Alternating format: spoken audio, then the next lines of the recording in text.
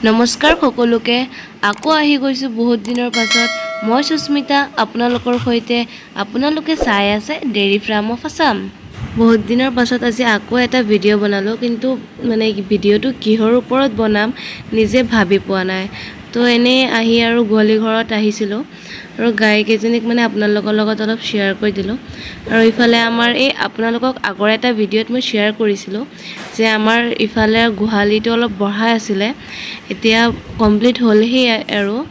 কালি পৰহি পুৰা কমপ্লিট হৈ যাব এয়া আমাৰ গোহালিটো বঢ়াই আছে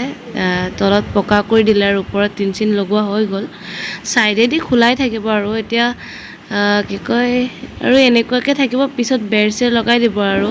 আজি এনে সৰুকৈ কিবা এটা শেয়াৰ কৰিলোঁ আৰু আপোনালোকে নেক্সট ভিডিঅ' চাব পাৰিব আমাৰ ঘৰত নতুন আৰু এজনী মেম্বাৰ আহিছে এই ভিডিঅ'টো ইমানে ধন্যবাদ আপোনালোকৰ ভিডিঅ'টো ভাল লাগিলে লাইক এণ্ড সাবস্ক্ৰাইব কৰি দিব